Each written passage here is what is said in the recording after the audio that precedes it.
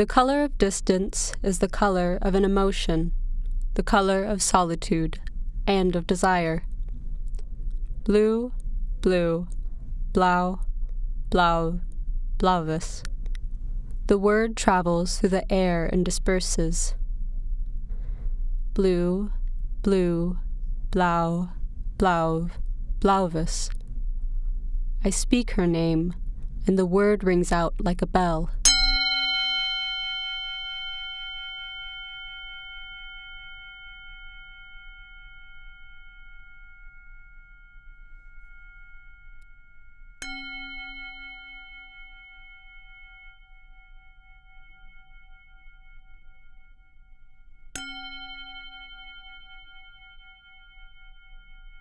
I can feel myself resonating in this room.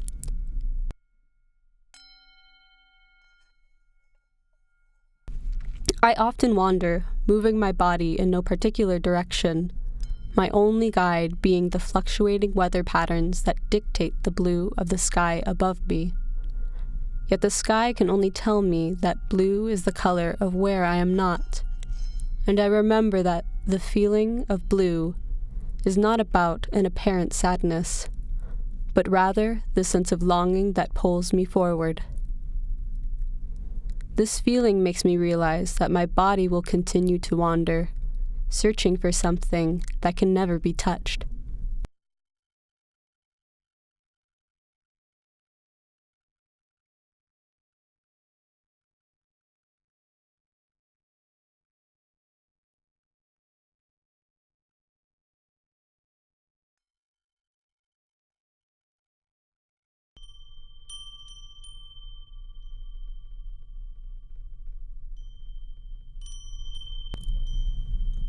Have you ever heard of the famed indigo fields out in the moors of India? Whole plantations were dedicated to the plant, which would bloom into blue flowers. A peaceful picture, waving fields of flowers, but the conditions of the workers were harsh. Indigo would be grown as a cash crop, and the process to harvest and process the plant into dye was difficult, dangerous, and laborious. Workers wore full face masks, covering everything except for their eyes, to try to escape the putrid fumes. The blue leaked inward, filling the bodies of the workers. Perhaps it entered through their eyes. Even just gazing at the mixture caused it to creep inward. It is said that the workers would spit blue for days, and that an egg left near the vat would turn its contents blue. I watch myself here in this room.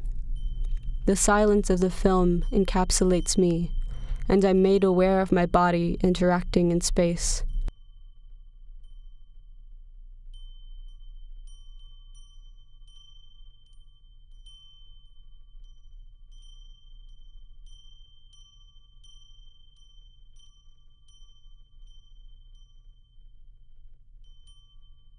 We chose the space because it centered us.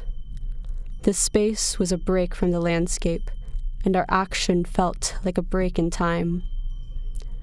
There is something ancient that we evoked that day, as I stood between the wide columns and turned that white sheet blue in the small bath.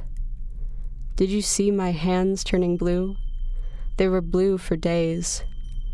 No matter how hard I scrubbed, my skin was dyed blue. Slowly but surely, they unblued themselves, day by day, until finally the rosiness of my skin returned, and they no longer had that deathly pallor. I was not alone that day, but with you, standing, watching me through your lens, following my movements, I was alone.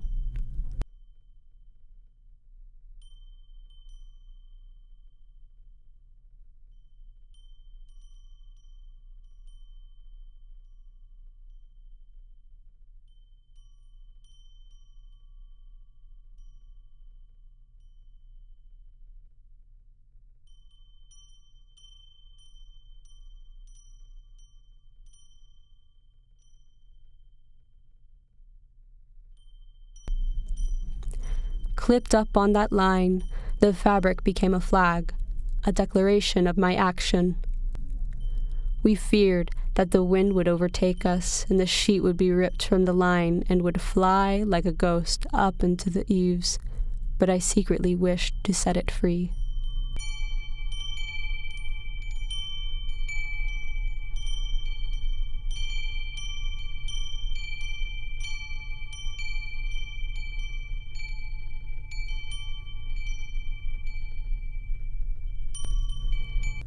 My heart was lifted along with the sheet.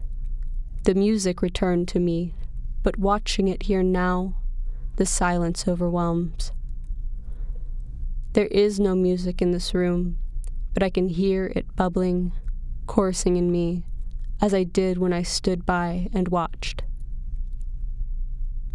And do you remember the day that we climbed up to the roof to try to capture a piece of that broad blue sky?